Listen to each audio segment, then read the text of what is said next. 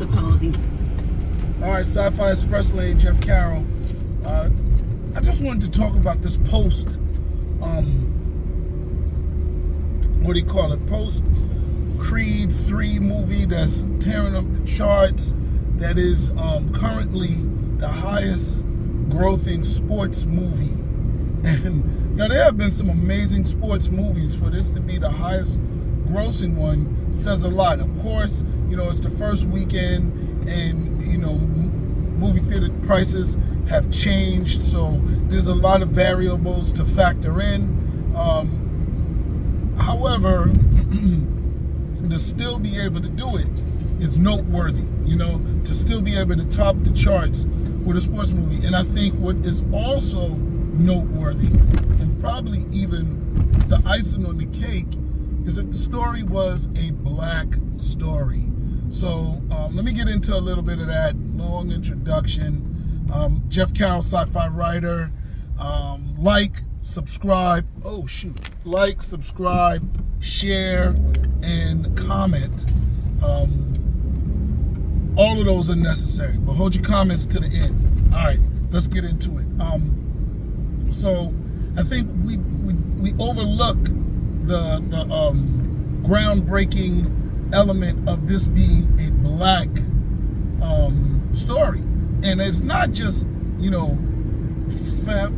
do you call it, 80s black, 90s black. It's ain't Fresh Prince of Bel-Air, Family Matters black. This ain't even Cosby Show black. This is real heavy, dark black. This is some gangster. This is some, Power, Snowfall level black. You know what I'm saying? No, you don't have drug dealing in there. However, drug dealers aren't necessarily the thuggest, toughest, only guys in the hood. You got dudes that just knock dudes out. They don't have the smarts to deal drugs. You got your Debos, you got your Mike Tysons. Some of them even rob the drug dealers. So drug dealers are more like the business people. So sometimes they're tough and rugged, but sometimes they're the Suge Knights that just overall enforce, but they don't really have the savvy to put a business plan together. So when you're talking about who Damien was, he wasn't no drug dealer, but he had street cred.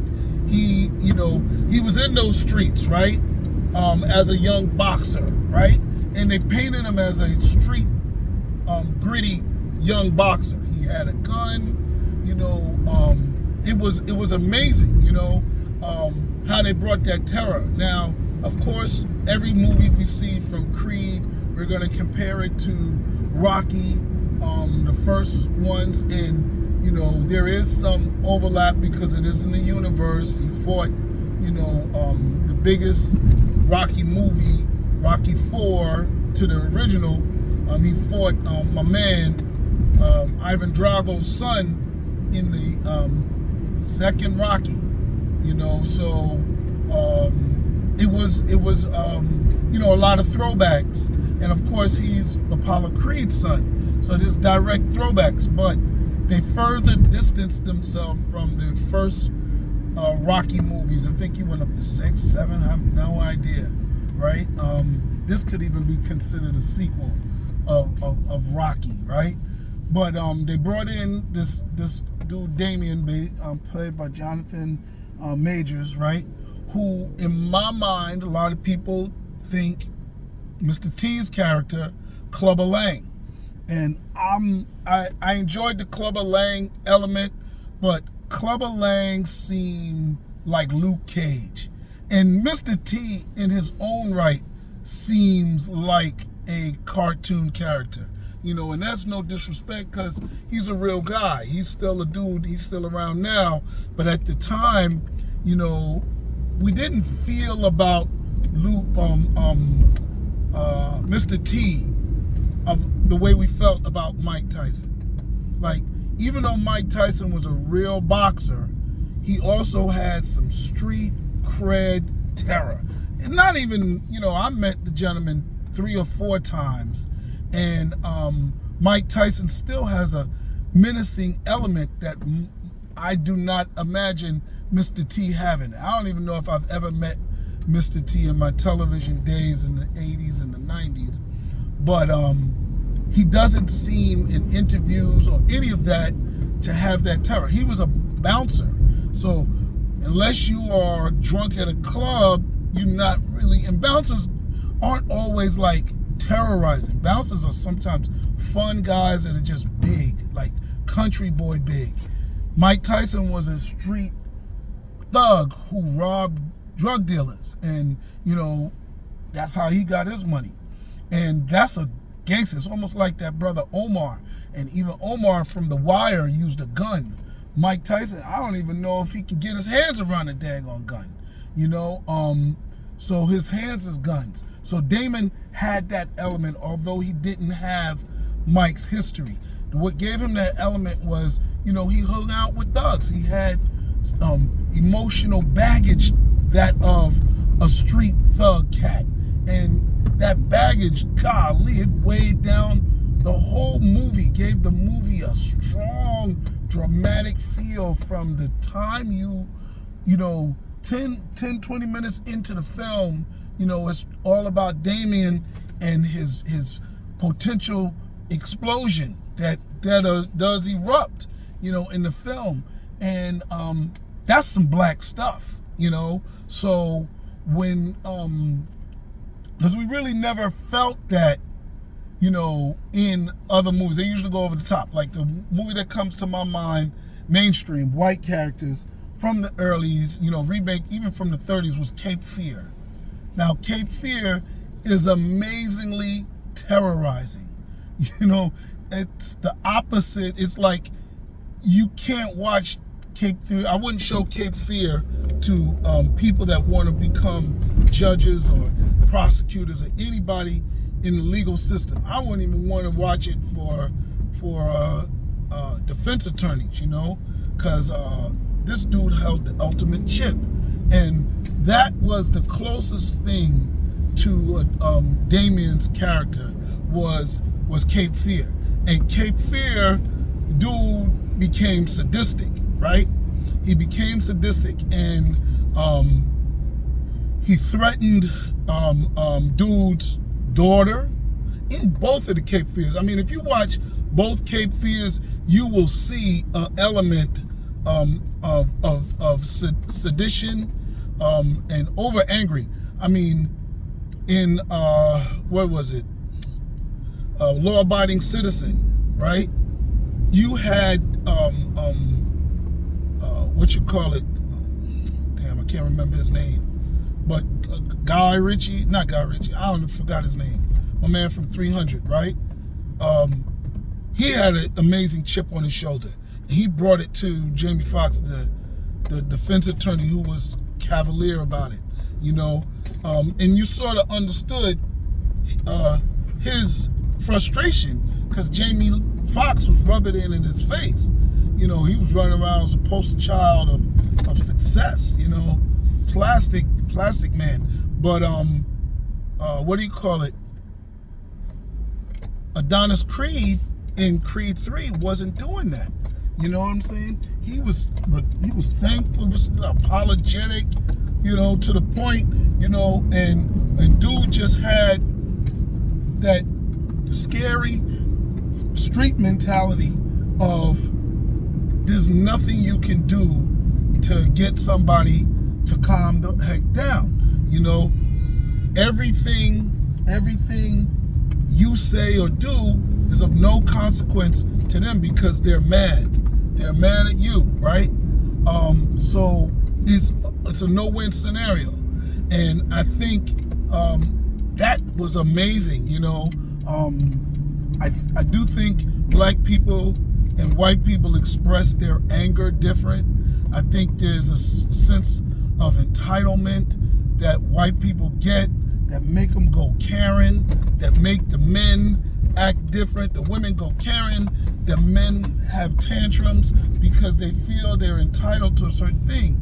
So black people, as much as we get mad, a lot of times we just take it out on each other. We beat up on each other because we don't think we can address the system. We can't get mad at the police.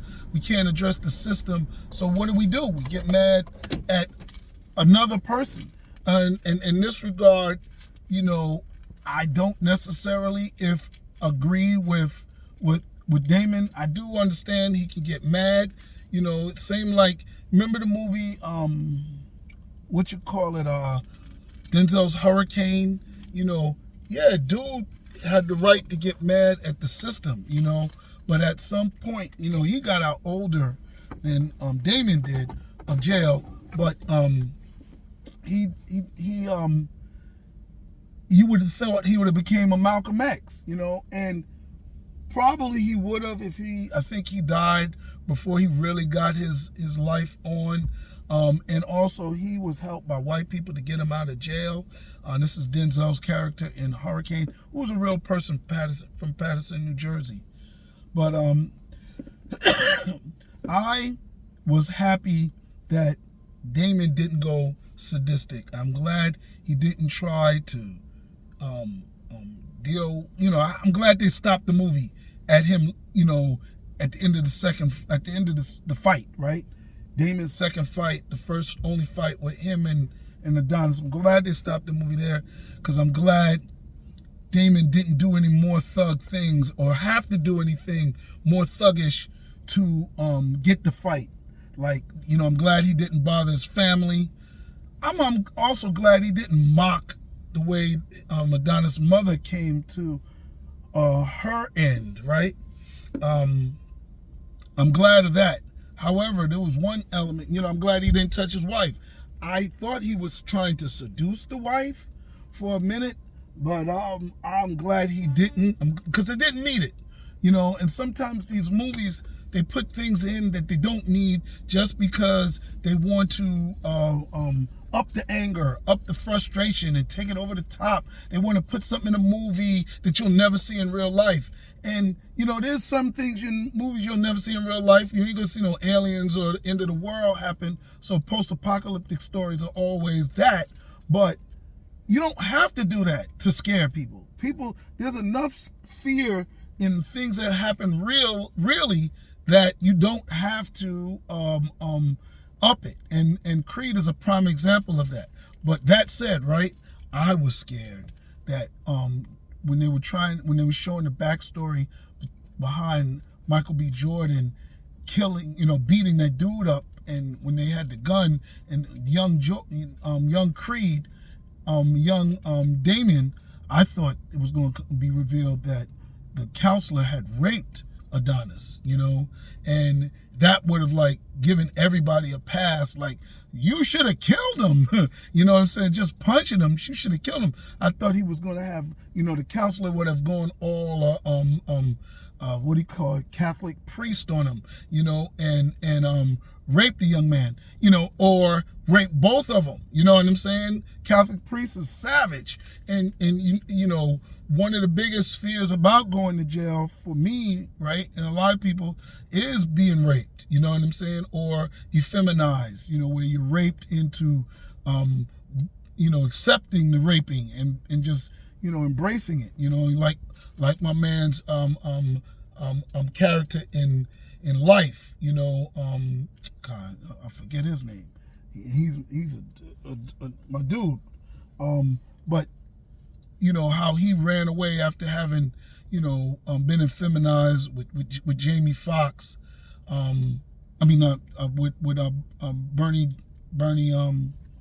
Bernie Mac in Life. He just ran out and just got shot because he didn't want to go home effeminized. So I thought that there would have been some rape up in there, and that would have not necessarily changed the tension between Adonis and Damien, but it would have changed the motive behind Adonis and the guy he killed, and would have got us to sympathize with him. You know, or he could have came out and threatened to tell people, you know, that he's gay, but that would have been too close to Jonathan Major's Ebony magazine cover. But anyway, I'll close by saying this. Yeah, black is back. It changes a lot because now we have a black on black story that took over a franchise that was white, the Rocky franchise. Now it's totally black. They don't even need to go anywhere else, although I do think, black people will be as multicultural and inclusive as they wanted white cinema to be. So I don't be surprised if he fights a Pacquiao or an Asian dude or a dude from South America. I just don't see him continuing black-only characters because I think we're more inclusive people. But that said, this changes things for The Equalizer. It changes things for a lot of black franchises that felt they needed to save little white girls to attract mainstream audiences. So to me, Creed changes that. All right, I'm out of here. Like, subscribe, and share. Peace.